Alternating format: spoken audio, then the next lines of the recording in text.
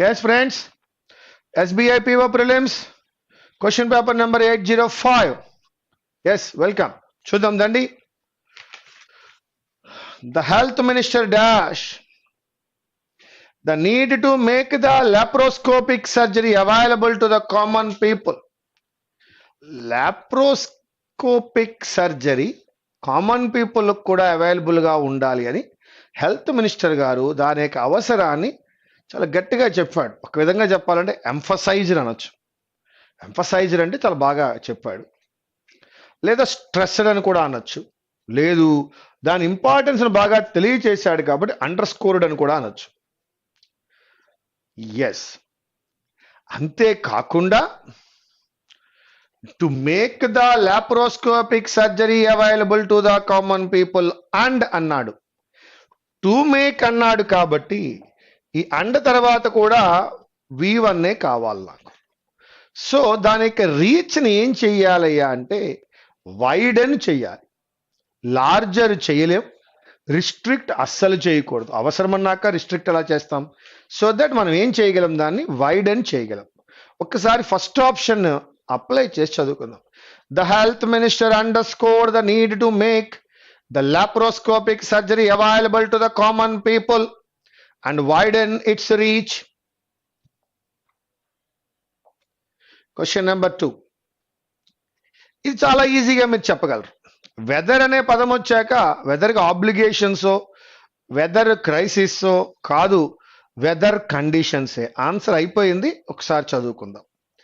Extreme weather conditions continued in several parts of the country on Sunday, claiming 41 more lives in the worst hit Andhra Pradesh.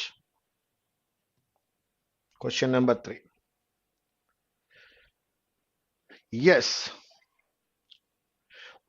On the World Tobacco Day, PM Modi dash the harms associated with tobacco consumption. ఆయన యాక్సెంచుయేటెడ్ చేశాడా, సింపుల్గా told అనేద్దామా? ఏమంటే బాగుంటుందయా?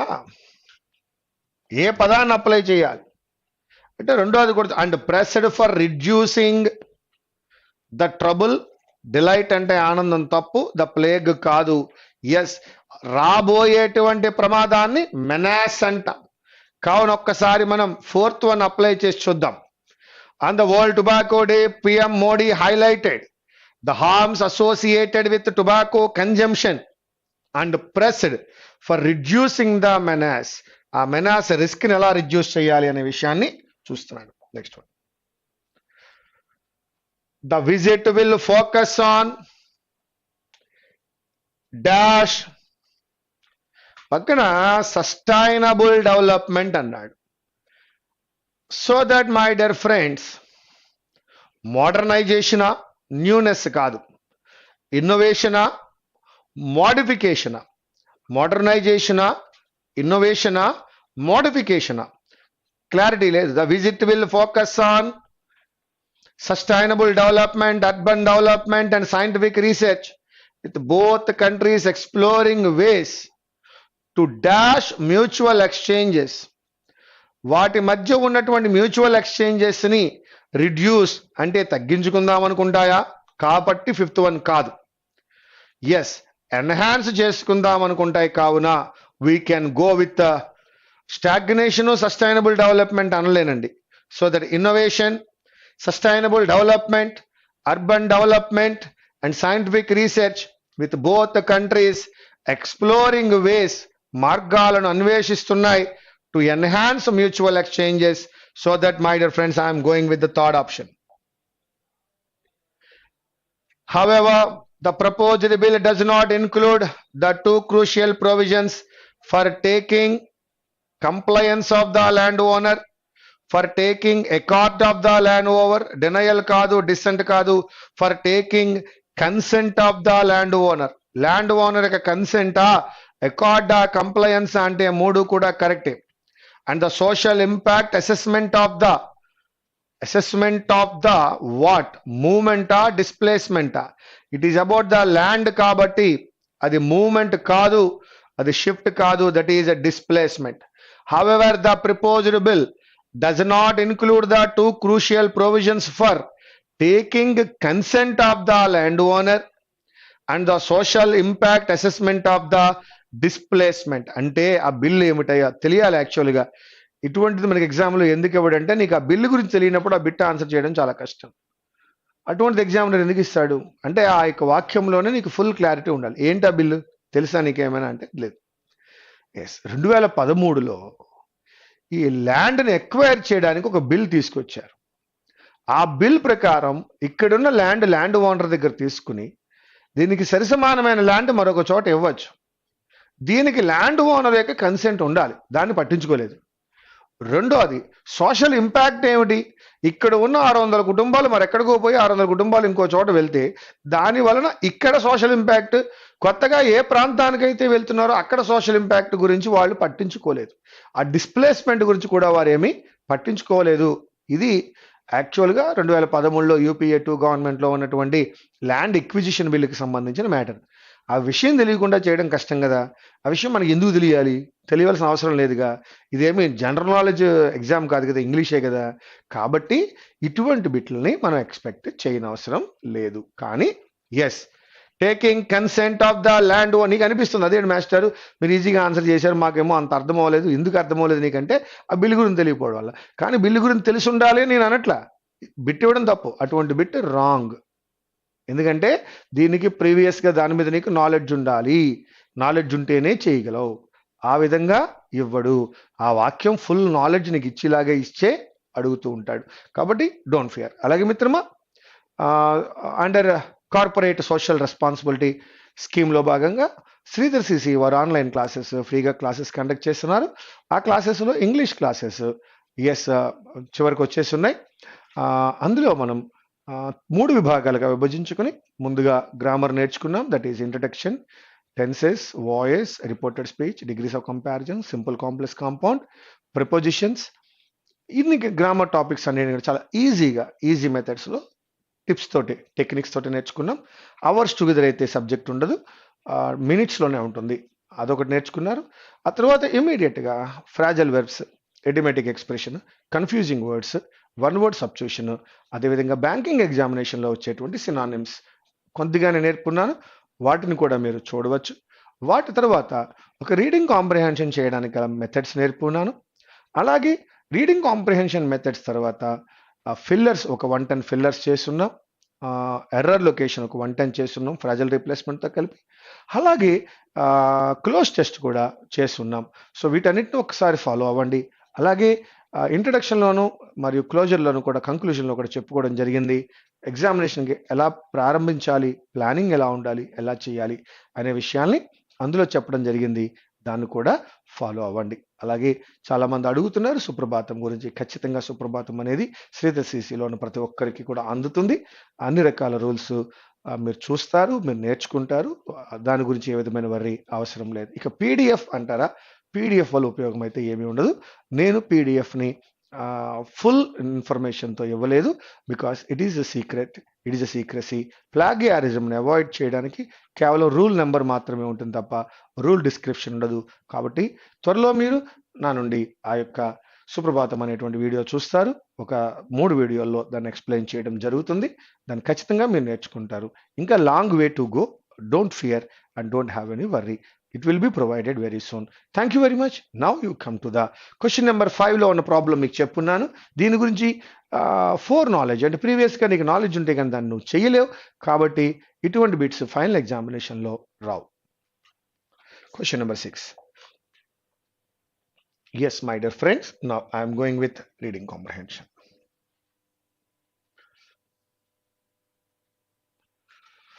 Leaders of the 15 European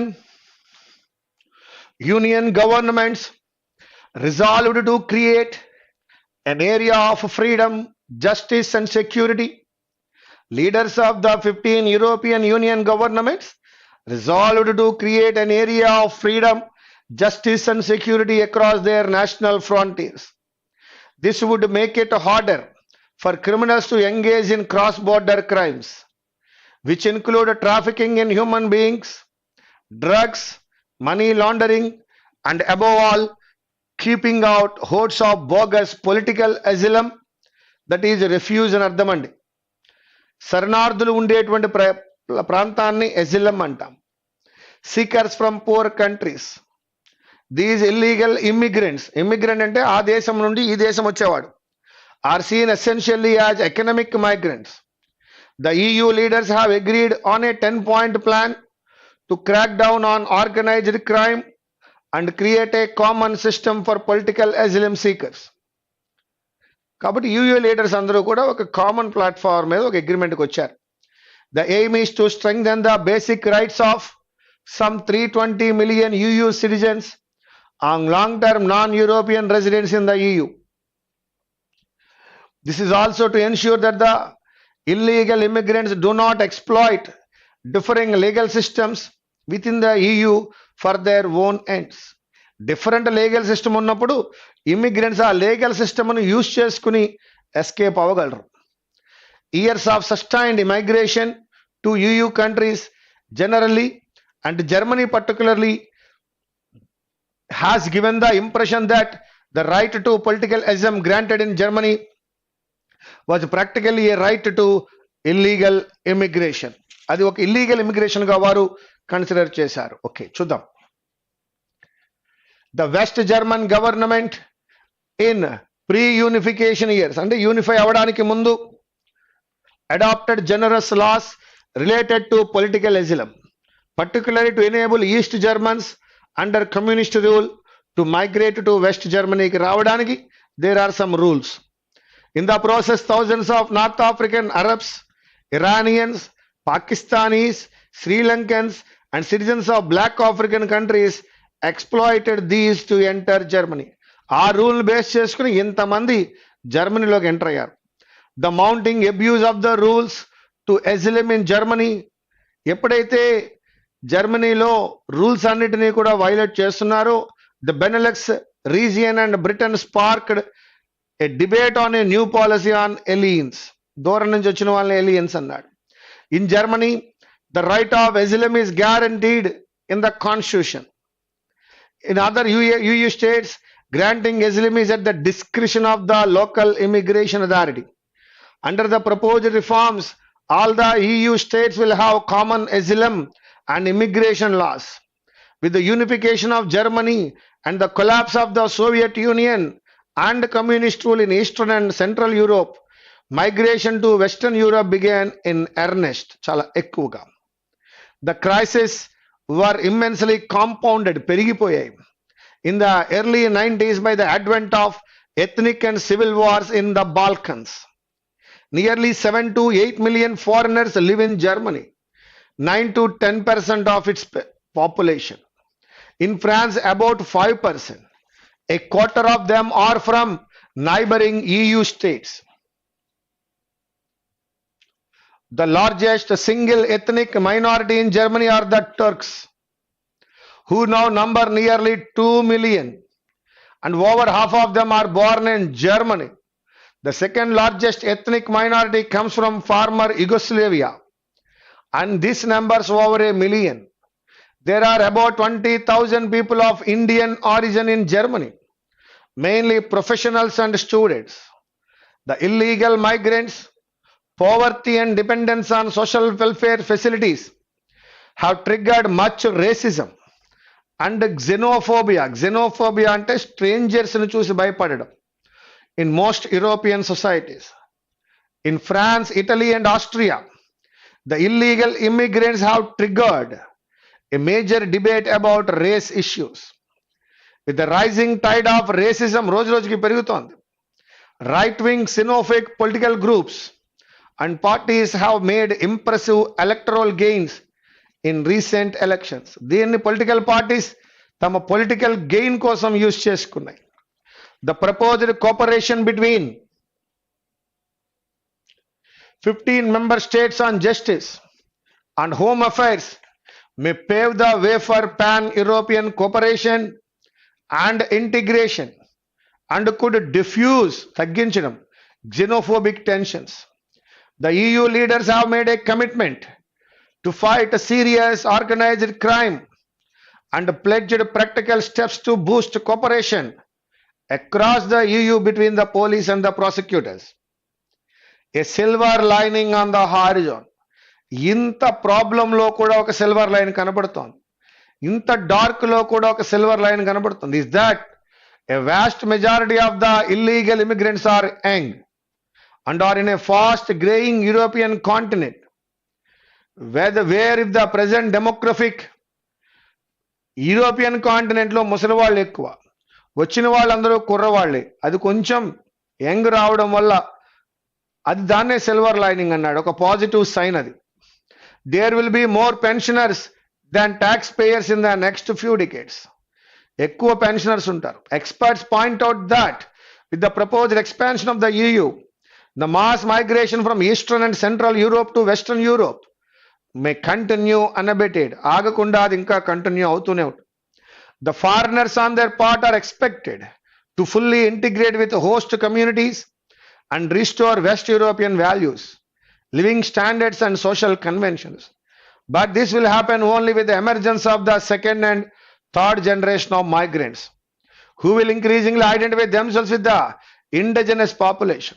మొదటగా వచ్చిన వాడు కాదు, వాడికి పుట్టినవాడు EUలోనే పుట్టాడు కాబట్టి వాడు యూరోపియన్ లాగే ఫీల్ అవుతాడు. ఎప్పుడైతే యూరోపియన్ లా ఫీల్ అవుతాడో ఇండిజినస్ పాపులేషన్ తో తనను తాను ఐడెంటిఫై చేసుకుంటాడు. ఇండిజినస్ అంటే లోకల్ అని అర్థం. తండ్రి ఇంకో దేశం నుంచి వచ్చాడు కానీ కొడుకు ఇక్కడే పుట్టాడు, మనం ఇక్కడే పుట్టాడు, వాడే సెకండ్ థర్డ్ జనరేషన్. వాళ్ళందరూ యూరోపియన్ లాగే ఫీల్ అవుతారు. వాళ్ళందరూ యంగ్గా ఉండడం వల్ల వచ్చే 25 సంవత్సరాలలో యూరోపియన్స్ అందరూ ముసలివాళ్లే ఉంటారు. వాళ్ళందరికీ పెన్షన్లు ఇవ్వాలి తప్ప వాళ్ళు ఎవరు ట్యాక్స్లు కట్టరు. సో అటువంటి భారమైన ఎకనామిక్ పొజిషన్లో ఈ second generation third generation migrants వల్ల యూయూకి బెనిఫిట్ అంటున్నాడు. Perhaps this may herald the decline of racism and xenophobia in European societies. బహుశా దాని వలనే అక్కడ రేసిజమో లేదా xenophobia యూరోపియన్ సొసైటీలో తగ్గే అవసరం ఉంది. అంటే ఇమిగ్రెంట్స్ వస్తున్నారని మొదట్లో ఇబ్బంది పడినప్పటికీ కూడా ఇప్పుడు దానివల్ల ఎకానమీకి మంచిది కాబట్టి దట్ ఈస్ కరెక్ట్ అంటున్నారు. సో దట్ యూరోపియన్ యూనియన్లో ఉన్న స్టేట్స్లో రేసిజము xenophobia తగ్గాలి అంటే second generation third generation tax pay చేసే రేంజ్కి ఎదగాలి. దట్టు వాళ్ళు ఇప్పటికే ఇండిజినస్ పాపులేషన్తో ఐడెంటిఫై చేసుకుంటున్నారు అన్నాడు. Very good. Why are the majority of the illegal migrants termed as economic migrants? ఎందుకని ఇప్పుడే చెప్పాను, వాళ్ళు ఎంత ఇల్లీగల్ అయినా దే ఆర్ ఎకనామికల్లీ మైగ్రెంట్స్ అంటున్నాడు. These migrants seek economic benefits in the guise of seeking political asylum. అయ్యుండొచ్చు. The migrants indulge in cross-border crimes? No. The migrants exploit the liberal economy? No. Migrants make money through laundering? కాదండి. So that I am taking only first option.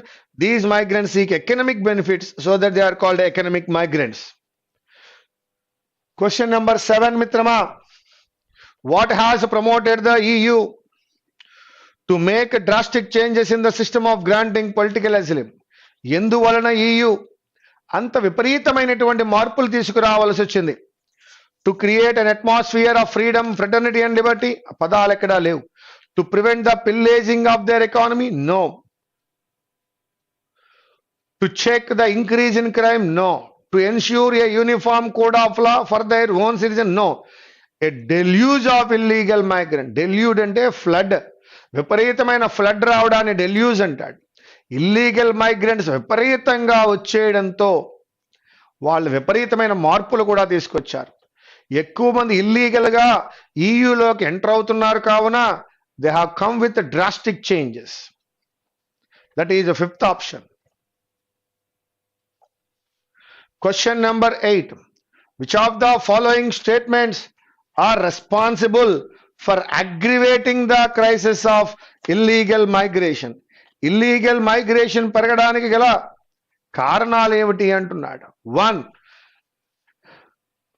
the unification of Germany? Correct. the breaking up of the అదే యుగోస్లేవియా నుంచి వచ్చారు అన్నాడు, అది కూడా correct. proposed expansion of the EU అయితే కాదు. First one and second one, that is A and B. What does money laundering imply? Money laundering అనే పదం మనకు తెలుసు. లాండరేట్ డీల్ కాదు, ఫినాన్షియల్ ట్రాన్సాక్షన్ కాదు. ఫినాన్షియల్ ట్రాన్సాక్షన్ అంటే లీగల్ అవుతుంది. What is money laundering? And illegal financial transaction ఎక్కడైనా ఉందా? లేదు. కాబట్టి none of these. And illegal financial transaction, that is money laundering. What has caused the sudden spurt in xenophobic tensions? ఎందుకని ఇవి పెరుగుతున్నాయి? Violation of basic rights of the US citizens, the constitution providing a right to seek political asylum, increase in cross-border crime? No.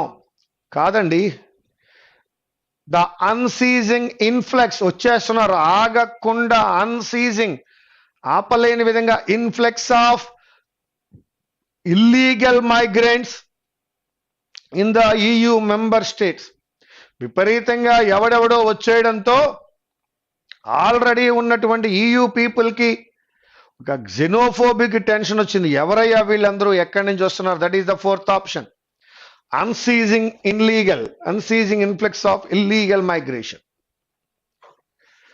What measures have the EU taken to curb illegal migration? ఎటువంటి measures తీసుకుంది? A 10-point plan that proposes cooperation of the EU members on justice, common asylum and immigration laws. Ayundachu. A proposed plan to check mass migration? No. The right-wing political parties? No. The indigenous population? No way. So that you can go with the first option. A plan that proposes cooperation of the EU members on justice, common asylum and immigration laws. That is the right one. Question number 12. అసిలమ్ అంటే ఇంతకు ముందే మీకు చెప్పున్నాను, that is శరణార్థులు ఉండేటువంటి ప్రాంతాన్ని asylum అంటారు. That is refuge. దానినే ఇంకా mentally retarded, physically retarded people కూడా ఉండడానికి ఉపయోగపడే ప్రదేశం.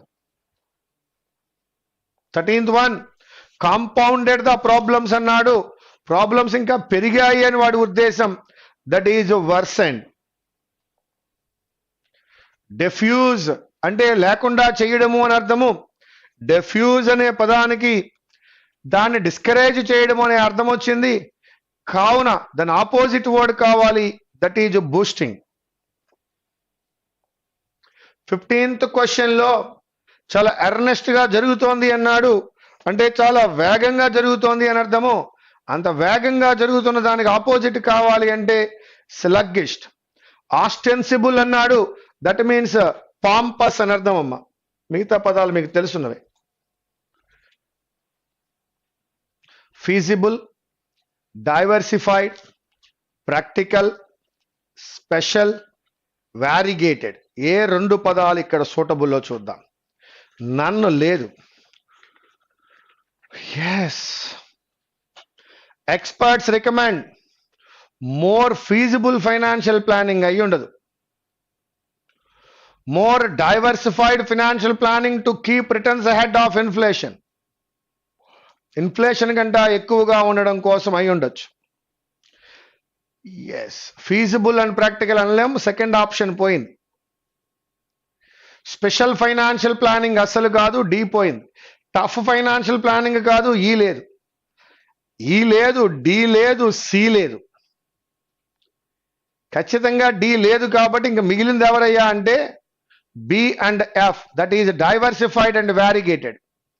So that my dear friends, experts recommend more diversified financial planning లేదా more variegated financial planning. That is B and F.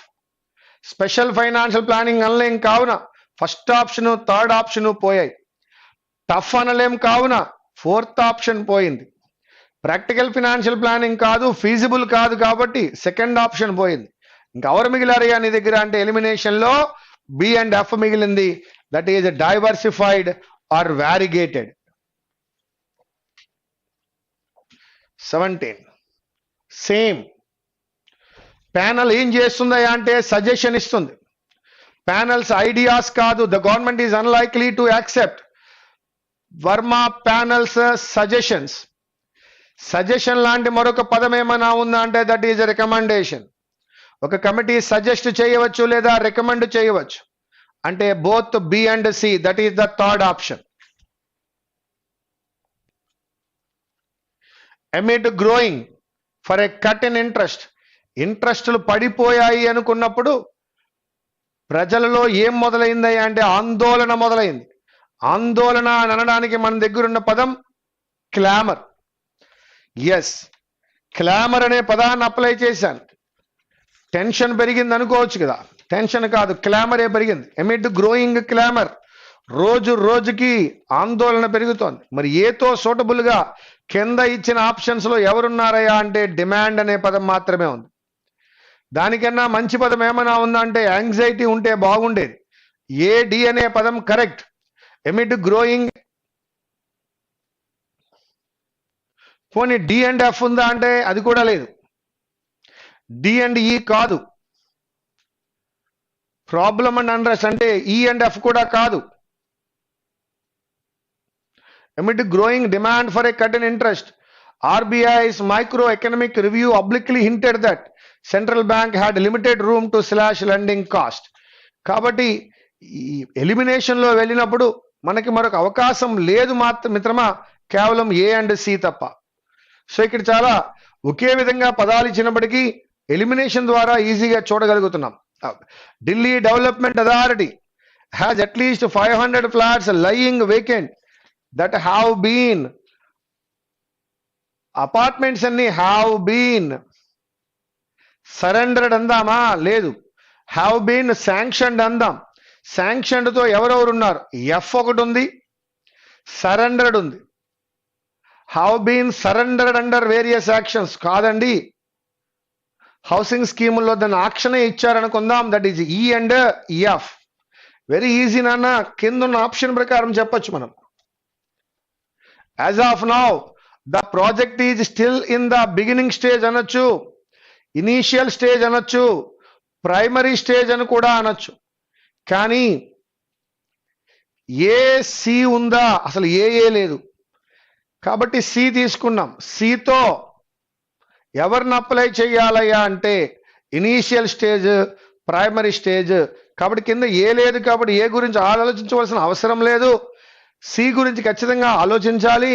కాబట్టి సితో ఎవరైనా ఉన్నారా అంటే that is only development stage కాదు, ఇనీషియల్ స్టేజ్ లాంటి పదమే కావాలి, primary stage, that is C and F. 21 5 statements ఇచ్చినాడు మిత్రమా, చదువుకోండి. అందులోంచి ఎర్రర్ లొకేషన్ కావాలి నాకు. Solar manufacturers are getting desperate as they say. They have marginalized కాదు, వారు మార్జినలైజ్ చేయలేదు, వారిని మార్జినలైజ్ చేశారు. దే హ్యావ్ మార్జినలైజ్డ్ అంటే దే సబ్జెక్ట్ అవుతుంది, వాళ్ళు మార్జినలైజ్ చేసినట్టు. కానీ వారు ఎవరిని మార్జినలైజ్ చేయలేదు. సోలార్ ఎనర్జీ ప్రోగ్రామ్ లో వారినే మార్జినలైజ్ చేశారు. అందువల్ల వాళ్ళు చాలా డిస్పరేట్ గా ఉన్నారు. కాబట్టి హ్యావ్ బీన్ అని ఉండాలి. ఓకే, సెకండ్ వన్ లోకి వచ్చిన మళ్ళా చూసినాను, మళ్ళీ ఇక్కడ కూడా దే హ్యావ్ మార్జినలైజ్డ్ అన్నారు, తప్పయ్యా, దే హ్యావ్ బీన్ అని అనాలి, తీసేయి. మూడో దాంట్లోకి వచ్చాను, థర్డ్ వన్ లో మాత్రం హ్యావ్ బీన్ కనపడుతోంది, ఫోర్త్ వన్ లో కూడా హ్యావ్ బీన్ కనపడుతోంది. చదువుదాం. Solar manufacturers are getting desperate as they say they have been marginalized in the countries ambitious solar energy program. Third one correct. Solar manufacturers are getting disparated కాదు, are getting disparate. So that I am going with third option. వారు marginalise చేయబడ్డారు, have been marginalized. Getting disparated కాదు, getting disparate. Point of sale software provider is helping retailers to compute sales with real-time changes in the tax rate under the GST. And automating కాదు, and automating the invoicing అస్సలు కాదు, కాబట్టి first one eliminated. Point of sale software provider is helping retailers to compute sales with real-time changes in tax under the GST and automating the invoicing కాదు, third one, second one eliminated. Point of sale software provider is helping retailers compute sales with real-time changes in tax rate under the GST and automating. Very good. The invoice, very good. So that and report generation required for compliance procedures. Third one correct.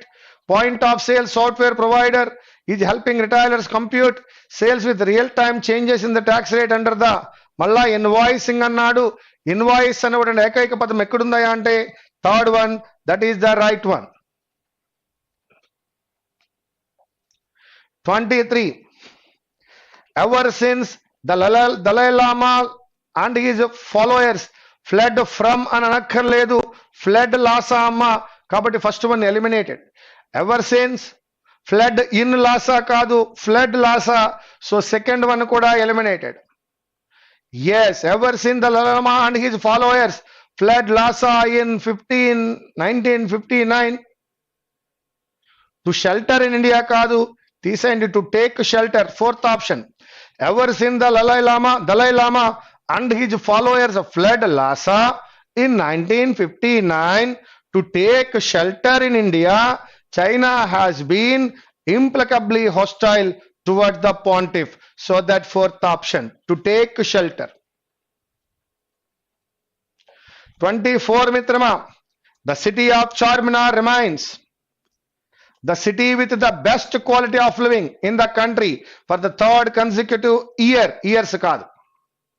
The city of the Charminar remains the city with the best quality of living in the country for the third consecutive year. That is the second one, correct one, no need to check.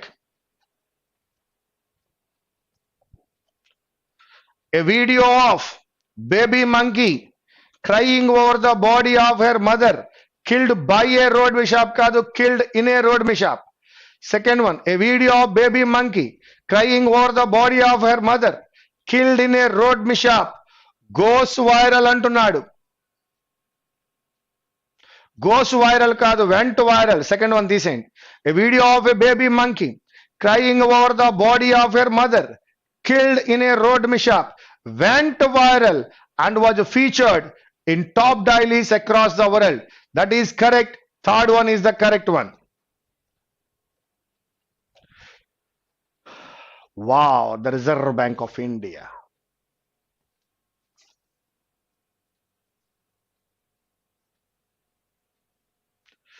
The Reserve Bank of India guidelines for licensing full service universal banks are path breaking. The licenses would be the licenses would be available for the asking or tap provided the norms on asset requirements, capital structure, stakeholding, etc. are met rather than once in a decade or so, as has been the norms for over 2 decades, and worse with the number of licenses granted in the low single digits. Experienced bankers and non-banking financial companies can now apply for banking license. First one lo about licence గురించి guidelines గురించి మాట్లాడుతున్నాడు. Second one లో experience banks and non bank financial companies can now apply for banking licence అంటున్నాడు. But banking in India is highly fragmented with some 30 banking units contributing almost half of the deposits. Okay, India just not a fast growing large economy but one that is underbanked. Yes, we have 26 scheduled commercial banks in the public sector, 21 in the private sector, at least 36 foreign banks, and over 80 regional bank. Indian banking guరించి explain చేశాడు ఈలో. Besides, the reality is that small and medium enterprises face great difficulty in obtaining, so that ఇవన్నీ మనం apply చేయలేం. So మొట్టమొదటిగా మనం ఏం తీసుకుందామంటే RBI కొత్త బ్యాంకులకి లైసెన్స్ ఇవ్వడానికి గైడ్ లైన్స్ ఇచ్చిందట. The number of licence granted in the low single digits. అది లైసెన్స్ ఇష్యూ చేసింది కాబట్టి financial companies can now apply. జాగ్రత్తగా వాళ్ళు అప్లై కూడా చేసుకోవచ్చు. దీనికి ఎందుకు వద్దాం. Who can nonetheless own a stake up to 10% banking in a banking venture. ఎంత ఉండొచ్చు? ప్రైవేట్ బ్యాంకుల వాళ్ళు 10% ఉండొచ్చు.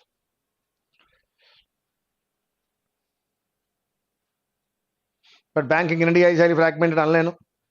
India is just not fast growing large economy అనలేను. Who can nonetheless own a stake up to 10% in a bank అన్నప్పుడు yes. Besides, the reality is that small and medium enterprises face great difficulty in obtaining credit and meeting their banking needs అని అన్నాడు. Yes, ఎందువల్ల అలా జరుగుతుందంటే India is not, ఎందువల్ల వాళ్ళకి credit దొరకట్లేదు, ఎందువల్ల వాళ్ళు మీట్ అవ్వలేకపోతున్నారంటే చాలా తక్కువ బ్యాంకింగ్ ఇండియాలో. India is not just fast growing large economy, underbanked కూడా అంటున్నాడు.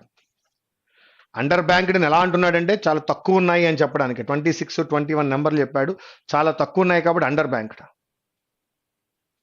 ఎందుకంటే అట్ ద సేమ్ టైం ఇది బాగా ఫ్రాగ్మెంటెడ్గా ఉంది అన్నాడు. ఎస్, ఏలో లైసెన్సులు ఇస్తున్నారు అన్నాడు, బిలో లైసెన్సులు తీసుకోమన్నాడు, ఎఫ్లో అన్నాడు ఇక్కడ క్రెడిట్ సరిగ్గా దొరకట్లేదు అన్నాడు. క్రెడిట్ ఎందుకు దొరకట్లేదో ఈ అండర్ బ్యాంక్డ్ వల్ల క్రెడిట్ దొరకట్లేదు అన్నాడు.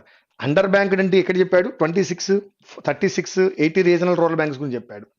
కాబట్టి ఇండియాలో some 30 banking contributing almost half of deposit. Like first వన్లో లైసెన్స్లు ఇస్తామన్నాడు, బిలో లైసెన్స్లు తెచ్చుకోమన్నాడు. కానీ ఇక్కడ ఇప్పటికీ కూడా లోన్లు దొరకట్లేదు, బ్యాంకింగ్ నీడ్స్ అవ్వట్లేదు అన్నాడు. ఎందుకు అవ్వట్లేదు అంటే అండర్ బ్యాంక్డ్ కాబట్టి అవ్వట్లేదు. అండర్ బ్యాంక్డ్ అంటే ఏంటంటే ఎన్ని బ్యాంకులు ఉన్నాయో చెప్పాడు. ఫైనల్గా ఇక్కడ ఉన్నటువంటి షేర్లు కూడా చెప్పాడు. That's all. ABF DEC. Thank you very much, my dear friends. This is SBI PO Prelims, question paper number 105, that is 805. Meet you again.